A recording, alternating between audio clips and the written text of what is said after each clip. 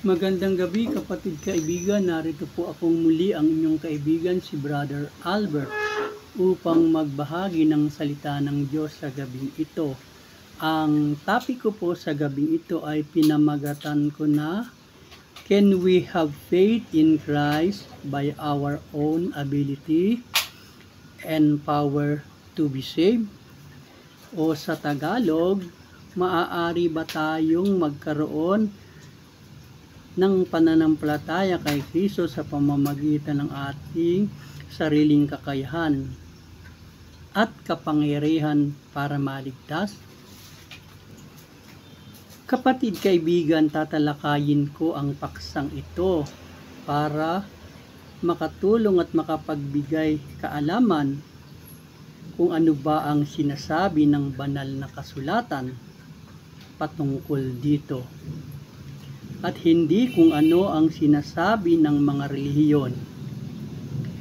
Kapatid kaibigan, sa ating kasalukuyang panahon ay may mga relihiyon na naitatag, at ang bawat isa rito ay may kani-kanyang paraan at paniniwala sa usapin ng kaligtasan at kung paano magkakaroon nito. Kapatid kaibigan, ako ay magbibigay ng 4 na pangunahing pinaniniwalaan ng ilang relihiyon para daw magkaroon ng kaligtasan, at ito ang paraan at paniniwala ng ilan sa kanila. Una, sa pamamagitan daw ng paggawa ng kabutihan para ang tao maligtas. Yan po ang unang kaparaanan ng mga ilang relihiyon. Pangalawa, sa pamamagitan daw ng pagsunod sa kautusan. Pangatlo, sa pamamagitan daw sa pag-anib sa isang relihiyon. Pang-apat, sa pamamagitan daw ng pananampalataya sa Panginoong Hesukristo. Iyan ang iba't ibang uri ng kaparaanan na pinaniniwalaan ng iba't ibang relihiyon sa usaping kaligtasan. Kapatid kaibigan, atin naman alamin kung ano naman ang sinasabi ng banal na kasulatan sa 4 na pinaniniwalaan ng mga relihiyon na ating nabanggit. Kapatid kaibigan, isa-isa nating alamin kung ang mga ito ba ay mga ito ba na kanilang paniniwala ay umaayon sa sinasabi ng banal na kasulatan. Ang una po ay ang paraan na sa pamamagitan daw po ng gawa ng mabuti. Sa pamamagitan daw po ng kabutihan. Ano po ba ang sinasabi ng banal na kasulatan patungkol dito? Ako po ay magbibigay ng 4 na batayan kung ano ang sinasabi sa paraan ng kaligtasan sa pamamagitan ng paggawa ng mabuti. Ang una pong batayan ay matatagpuan sa Roma chapter 3 verse 10 and 18. Ay pababasa po natin ang ganito, gaya ng nasusulat, walang matuwid, wala kahit isa, walang humahanap sa Diyos, silang lahat ay nagsilihis, magkakasamang nawalan ng kasaysayan, walang gumagawa ng mabuti. Wala daw pong gumagawa ng mabuti, wala kahit isa. Ang kanilang lalamunan ay isang libingan bukas, nagsisigamit sa pamamagitan ng kanilang dila. Ang kamandag ng mga ulupong ang siyang nasa ilalim ng kanilang mga labi. Ang kanilang bibig ay puno ng panunumpa at ang kapaitan ang kanilang mga paa ay matulin sa pagbubo ng dugo. Ang daan ng kapayapaan ay hindi nila nakikilala. Walang pagkatakot sa Diyos sa harap ng kanilang mga mata. Iyan po inilarawan ng aklat ng Roma kung ano ang tao. Ayon po sa nabanggit, walang humahanap sa Diyos, walang gumagawa ng mabuti, wala kahit isa. Ang pangalawa pong referensya ay matatagpuan naman sa Isaiah chapter 6 verse 4 and 6 ay nasulat naman ang ganito: All of us have become like one who is unclean, and all our righteousness acts are like filthy rags. We all shrivels up like as leaf, and like the wind, our sins swept us away. Kapatid kaibigan, ang sinasabi daw po na sa aklat ng Isaiah, ang ating mabubuting gawa ay para lamang maruming basahan sa harap ng Diyos, na tinatangay ng hangin ang ating mabubuting gawa kasama ng ating mga kasalanan. Kaya kung ang pagbabatayan po ay mabubuting gawa, hindi po acceptable, sapagkat ang mabubuting gawa daw po natin ay para lamang maruruming basahan sa harap ng Diyos. Ang sa pangatlo pa po na katibayan, ano po ang sabi sa Efeso 2:8-9? Sa biyaya kayo'y nangaligtas, hindi ito sa inyong mabubuting gawa, hindi ito mula sa inyong sarili, upang ang sino man ay huwag magmapuri. So, ang kaligtasan po ay hindi sa pamamagitan ng ginawa natin, ito po ay biyaya ng Diyos, hindi dahil sa gumawa tayo ng mabuti. Ano pa po ang sabi sa Titus 3:5? Not by works of righteousness which we have done, but according to His mercy, He saved us by the washing of generation and renewing of the Holy Ghost. Ang liwanag po, ano? Ang sabi po, hindi daw po sa ating mga gawa, not by our work of righteousness, ng kabutihan na ating ginawa. Kung hindi ito ay sa habag ng Diyos, tayo iniligtas sa paghuhugas sa atin at sa pagririnyo ng banal na espiritu. So, yan po ang katibayan na nagpapahayag na hindi po inaayunan ng Bible ang kaparaanan, ang paggawa ng kabutihan kapag ang pinag-uusapan po ay kaligtasan. Ayon po sa mga talatang binanggit natin na hindi po sumasang-ayon sa kaparaanan ng pagkakaroon ng kaligtasan ay sa pamamagitan ng mabuting gawa. Ang pangalawa po, kaparaanan ng mga relihiyon ay sa pamamagitan daw po ng pagsunod sa mga kautusan. Ano po bang sinasabi ng banal na kasulatan patungkol dito?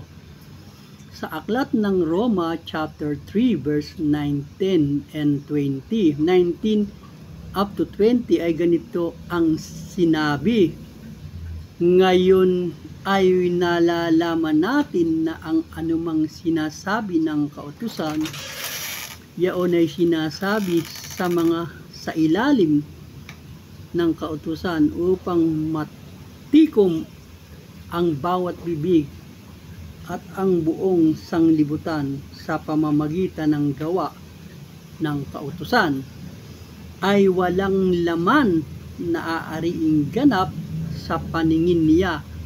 Sa paningin po ng Diyos, walang aariing ganap.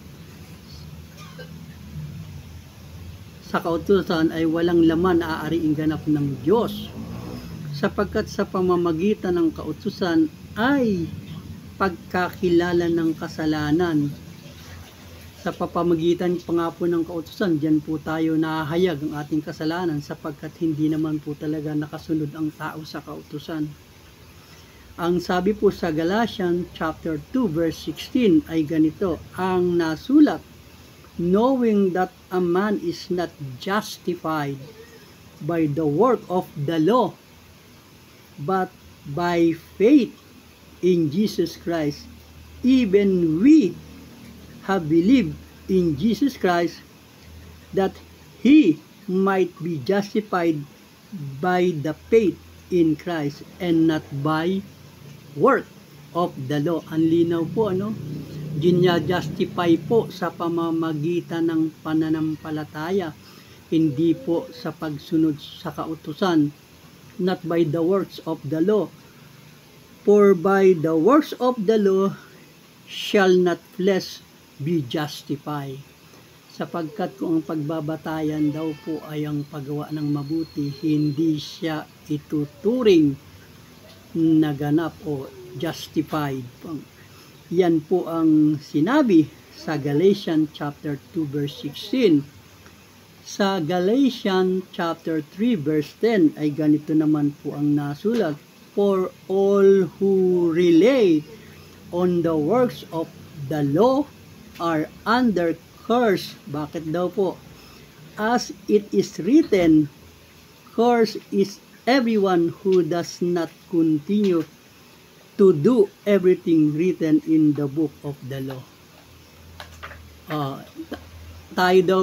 tao daw po ay sinumpa kapag sumusunod sa kautusan, sapagkat kung sumusunod daw po sa kautusan, kailangan lahat ng nasulat sa kautusan in everything written in the book of the law is everyone who does not continue to do everything written in the work of the law ay siya po ay sinumpa. Ang tanong po, nasusunod po bang lahat ang kautusan? Aminin natin sa hindi naman po talaga. Kaya kung ang pagbabatayan po ay sa pagsunod sa kautusan, hindi na naman po inaayunan ng Bible. Ayon po sa mga katunayan at referensya na ating binasa. Sapagkat kung ang kautusan daw po ang magiging batayan, kailangan sundin lahat ang nasulat sa kautusan. Sapagkat kapag hindi raw po sinunod, ano po ang sabi? For the works of the law are under the curse, as it is written, curse is everyone who does not continue to do everything written in the book of the law. So, kung di po talaga masusunod, ay siya po ay napapasa ilalim ng sumpa. Kaya, yung pong pagsunod sa kautusan, hindi na naman po inaayunan ng salita ng Diyos sa pamamagitan ng banal na kasulatan. Ang pangatlo pong kaparaanang itinuturo ng relihiyon ay sa pamamagitan daw po ng pag-anib sa isang relihiyon. Kapatid kaibigan, ang Biblia ay hindi nakapag-provide ng patunay na ang isang tao ay maliligtas sa pamamagitan ng isang simbahan, sa pamamagitan sa isang simbahan na inorganisa ng relihiyon. Ang Biblia ay malinaw na nagsabi, ang kaligtasan ay dumating sa pamamagitan ng pananampalataya kay Kristo Jesus lamang at hindi sa pag-anib sa isang particular na simbahan. Brothers and friends, the Bible does not provide proof that a person will be saved through membership in a church organization.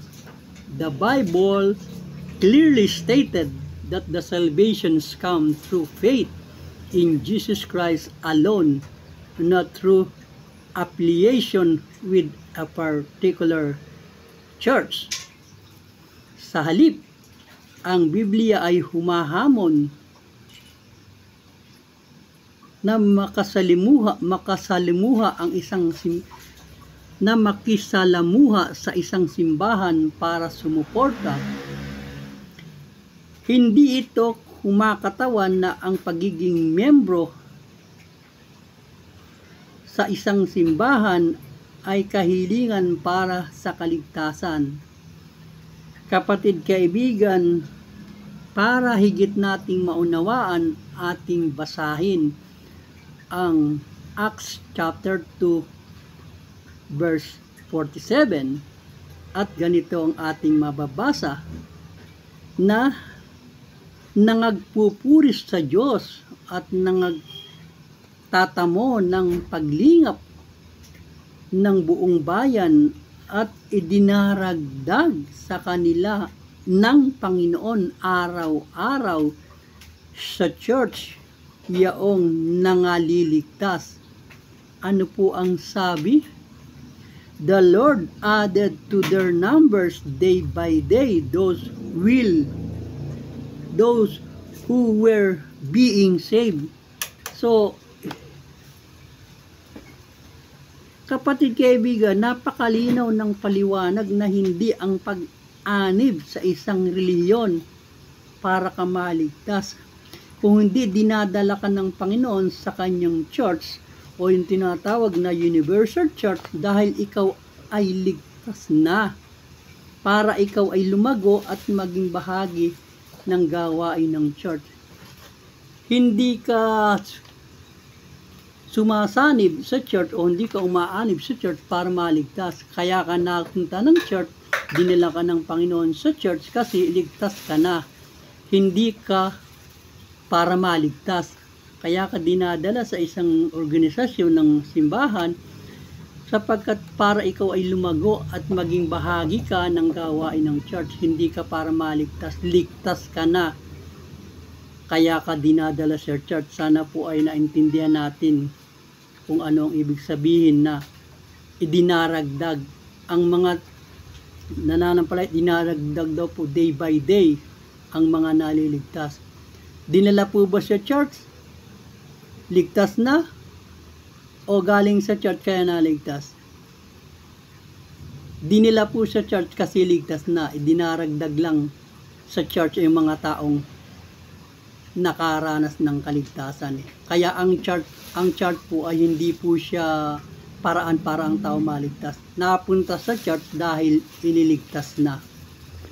Darako na po tayo sa pang-apat na kaparaanan na sa kaya yun pong pangatlong kaparaanan na umanib siya, hindi rin po yun inaayunan ng Bible. Hindi po umaayon doon ang salita ng Diyos na kailangan kang umanib sa isang church para maligtas. Hindi po yun umaayon sa banal na kasulatan. Ang pagsapi o pagsama sa isang organisasyon ng samahan ng church ay ang paraan ng kaligtasan. Hindi po yun. Wala pong church na makapagliligtas. Ang nagliligtas lamang po si Kristo. Kung bakit ka napunta ng church, sapagkat ikaw ay iniligtas na ni Kristo. Kaya nga po sinabi, dinaragdag araw-araw ang mga naliligtas. Darako na po tayo sa pang-apat, sa pamamagitan daw po ng pananampalataya sa Panginoong Kristo. Yan po yung pang-apat na kaparaanan para daw po maranasan ang kaligtasan ay kailangan sumampalataya sa Panginoong Kristo. Kapatid kaibigan, napakaraming talata sa Bible ang magpapatunay na ang pagkakaroon ng buhay na walang hanggan ay sa pamamagitan ng pananampalataya sa Panginoong Hesus. Ako ay magbibigay lamang ng 3 batayan sa Bible patungkol sa kaligtasan sa pamamagitan ng pananampalataya. At itong mga batayan nito ay mababasa sa John 3:16, sa Efeso 2:8-9 at sa Roma chapter 10 verse 9 na atin pong basahin kung ano po ang sinasabi na kung totoo ba na sa pamamagitan ng pananampalataya sa Panginoong Kristo ay magkakaroon ng kaligtasan ng tao. Ano po ba ang sinasabi sa John 3:16? Atin pong basahin. Ang sabi sa Bible ay ganito, sapagkat gayon na lamang ang pag-ibig ng Diyos sa sanglibutan, kaya't ibinigay niya ang kanyang kaisa-isang anak upang ang sinumang sumampalataya. Ano po ang sabi? Upang ang sinumang sumampalataya sa kanya ay hindi mapahamak, kundi magkaroon ng ng buhay na walang hanggan. Hindi po ba yung batayang binamit sa John 3:16 ay sa pamamagitan ng pananampalataya para magkaroon ng buhay na walang hanggan, ayon po sa ating binasang batayan? Ang pangalawa pong batayan ay sa Efeso 2:8-9 na ganito naman po ang sinasabi: sapagkat dahil sa kagandahang loob ng Diyos, kayo'y nangaligtas sa pamamagitan ng ng pananampalataya na naman. At ang kaligtasang ito'y kaloob ng Diyos, hindi ito sa pamamagitan ng inyong sarili, hindi ito bunga ng inyong mga gawa, kaya't walang dapat ipagmalaki ang sinuman. Hindi po ba pananampalataya na naman ang batayan? Ang sabi po sa pamamagitan ng pananampalataya. At ang isa pa pong batayan ay sa Roma 10, chapter 10, verse 9, na ganito naman po ang nasulat: kung ipapahayag ng iyong labi na si Jesus ay Panginoon at buong puso kang sasampalataya. Ano po ang sabi? Sasampalataya. Na siya'y muling binuhay ng Diyos, ano po ang sabi? Maliligtas ka.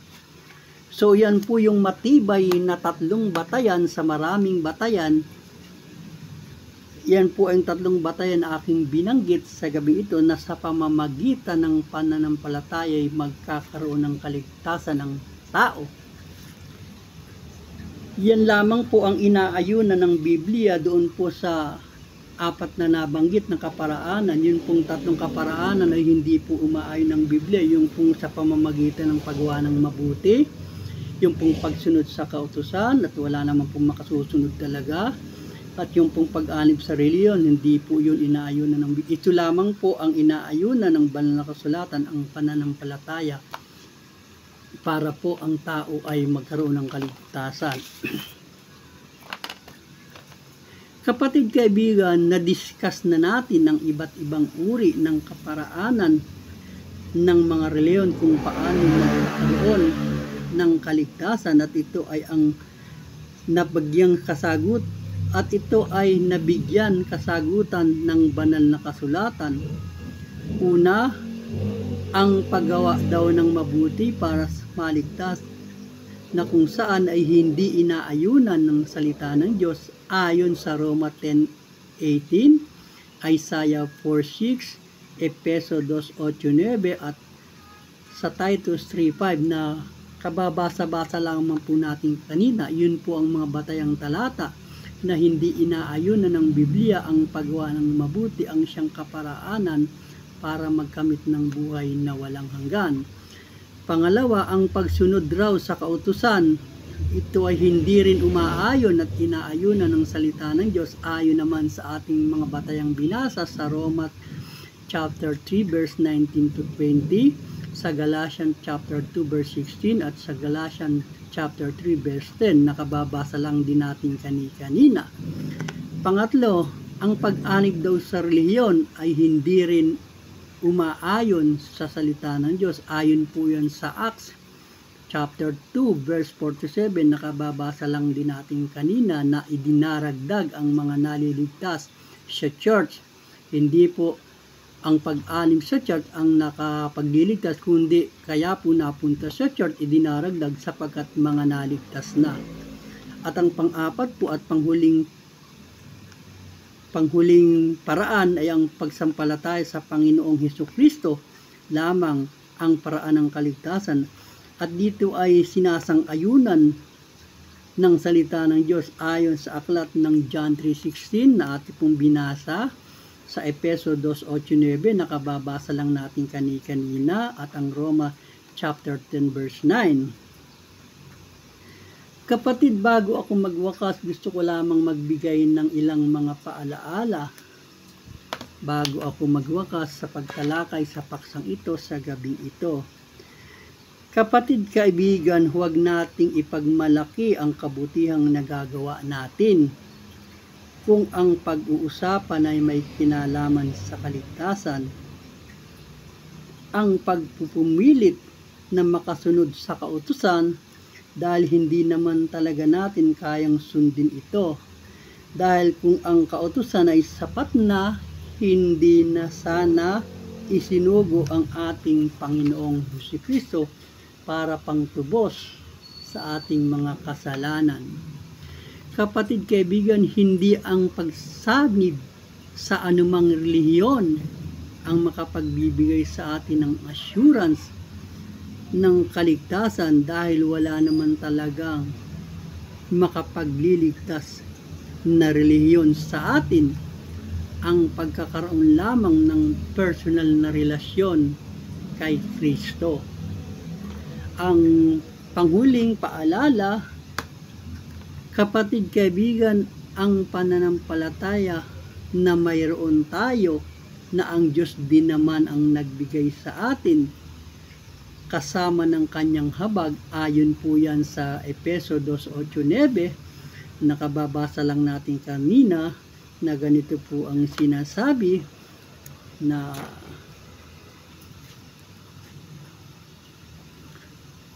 sapagkat dahil sa kagandahang loob ng Diyos kayo'y nangaligtas sa pamamagitan ng pananampalataya at ang kaligtasang ito'y kaloob. Ang pananampalataya at ang kaligtasang ito'y kaloob ng Diyos sa pamamagitan ng inyong sarili. Hindi sa pamamagitan ng inyong sarili, kundi ito'y bunga. Hindi sa itong bunga ng inyong mga gawa. Kaya walang dapat ipagmalaki ang sinuman.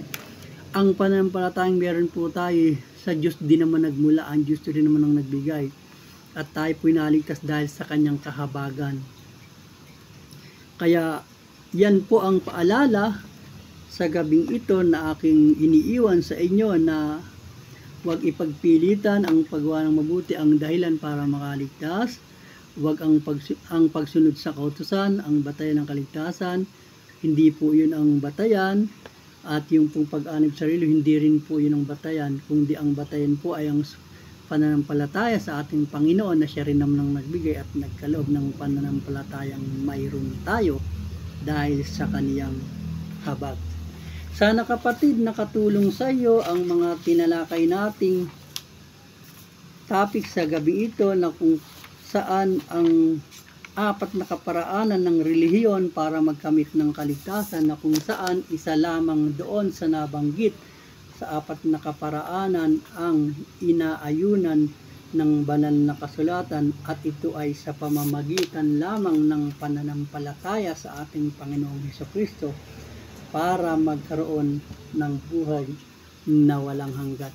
Salamat, kapatid, sa maikling oras ng pagsama sa akin sa pagtalakay sa paksang ito sa gabi ito. Sana'y nakatulong sa iyo at nakapagbigay dagdag kaalaman ang paksang tinalakay natin sa gabi ito.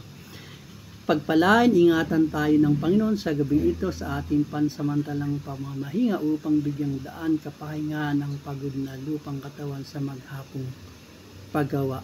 Amen.